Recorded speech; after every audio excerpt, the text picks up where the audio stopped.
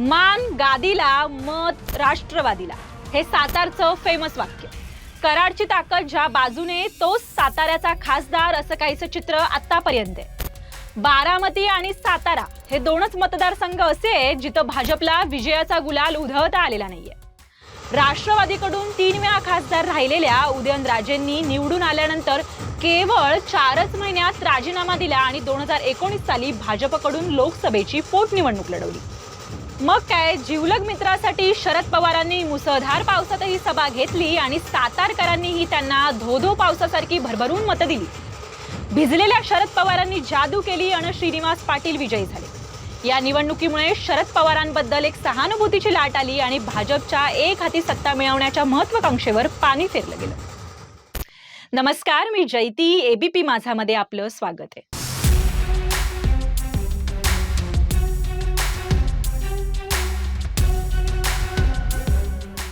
आज आपण भाजपच्या आणि मोदींच्या लाटेतही अभेद्य राहिलेल्या सातारा मतदारसंघाविषयी जाणून घेऊया. सातारा म्हटलं की समोर येतो तो अजिंक्य तारा. छत्रपती शिवरायांच्या पदस्पर्शाने पावन झालेला सातारा हा एकेकाळी मराठ्यांच्या साम्राज्याची राजधानी. देशाच्या स्वातंत्र्य लढ्यात आणि सामाजिक जडणघडणीत या जिल्ह्याचा मोठा वाटा. देशाच्या लष्करात मोठं योगदान असलेला हा शूरवीरांचा जिल्हा. बरं, राजकारणातही हा जिल्हा मागे नाही. आधुनिक महाराष्ट्राचे शिल्पकार यशवंतराव चव्हाण हे याच मातीतले. त्यामुळे सातारा लोकसभेची निवडणूक ही नेहमीच लक्षवेधी असते. याच साताऱ्यातून यंदा पुन्हा एकदा महायुती आणि महाविकास आघाडीचा महामुकाबला रंगणार आहे. सातारा लोकसभा मतदारसंघ हा ऐतिहासिक आहे. याचं प्रतिनिधित्व दिग्गजांनी केलंय. नाना पाटील, किसनवीर, यशवंतराव चव्हाण अशा दिग्गजांचा यात समावेश आहे. अगोदर काँग्रेस आणि अलीकडे राष्ट्रवादीच्या स्थापनेनंतर शरद पवारांच्या सोबत राहणारा 1999ला राष्ट्रवादीची स्थापना झाल्यापासून इथं राष्ट्रवादीचा उमेदवार लोकसभेला निवडून आला. साताऱ्यात 6 विधानसभा मतदारसंघ आहेत. त्यामध्ये भाजपचा 1 आमदार, शिवसेना शिंदे गटाचे 2, काँग्रेसचा 1, अजित पवार आणि शरद पवार गटाचा प्रत्येकी 1 असे आमदार आहेत. 2019 मध्ये उदयनराजेंना 5,79,000 मतं तर नरेंद्र पाटलांना 4,22,000 मतं होती. 2009, 2014 आणि 2019 साली राष्ट्रवादीतून 3 वेळा खासदार झालेल्या उदयनराजेंनी तिसऱ्यांदा निवडून येता 4च महिन्यात राष्ट्रवादीचा राजीनामा दिला आणि त्यानंतर झालेल्या पोटनिवडणुकीत राष्ट्रवादीच्या श्रीनिवास पाटील यांनी त्यांना पराभूत केलं. शरद पवारांचा जिगरी दोस्त श्रीनिवास पाटलांचा 87,000 मतांनी विजयी झाला. 1952चे काँग्रेसचे गणेश आळतेकर हे तेव्हाच्या कराड लोकसभा मतदारसंघाचे पहिले खासदार होते.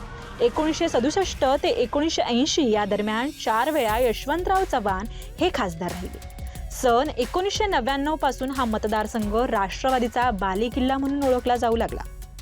रोखठोक राजकीय भूमिका, सडेतोड बोलणं, चालण्या बोलण्याची आणि वागण्याची आपली हटके स्टाईल यामुळे उदयनराजे केवळ साताऱ्यातच नव्हे तर संपूर्ण राज्यात फेमस आहेत. उदयनराजेंची तरुणांमध्ये मोठी क्रेज आहे.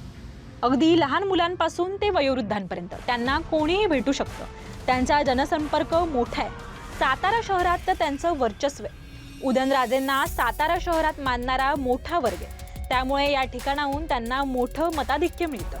उदयनराजे आणि त्यांचे बंधू शिवेंद्रराजे यांच्यातील वाद सर्वांनाच माहिती आहे. एकीकडे गेल्या लोकसभेच्या निवडणुकीत शिवेंद्रराजेंनी उदयनराजेंना मदत केली नसल्याची चर्चा आहे, तर दुसरीकडे लोकसभा आणि विधानसभेला हे दोघे आतून एकमेकांना मदत करतात अशीही चर्चा आहे. पण शिवरायांचे 13वे वंशज उदयनराजेंचा पराभव करणारे, शरद पवारांच्या खांद्याला खांदा लावून काम करणाऱ्या मित्रांपैकी एक श्रीनिवास पाटलांनी लोकांशी ठेवलेला संपर्क हा लक्षात घेण्याजोगा आहे.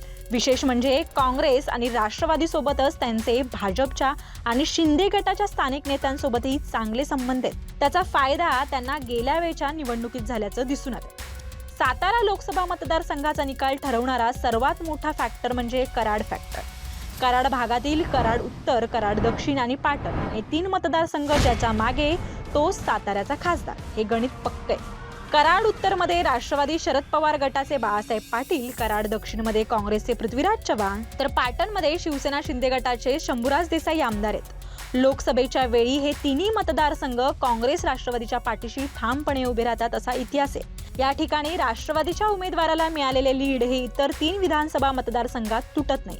या सगळ्या राजकीय गणितापलीकडे आणखी एक फॅक्टर महत्त्वाचा आहे, तो म्हणजे शरद पवार. सातारा हा शरद पवारांचा बालेकिल्ला. या जिल्ह्यात पवारांचा जनसंपर्कही तेवढाच दांडगा. सातारा जिल्ह्याने शरद पवारांना भरपूर दिले आणि पवारांनी या जिल्ह्यावर विशेष असं प्रेम केले. गेल्या वेळच्या निवडणुकीच्या आधी काँग्रेस आणि राष्ट्रवादी राज्यातून संपली अशी चर्चा सुरू असताना पवारांनी राज्यातील सत्तेचा गेम पलटवला, तो याच साताऱ्यातून. आपल्या मित्रासाठी त्यांनी धोधो पावसात भिजून भाषण केलं आणि राज्यभरात राष्ट्रवादीसोबत काँग्रेसचेही अनेक आमदार निवडून आणले.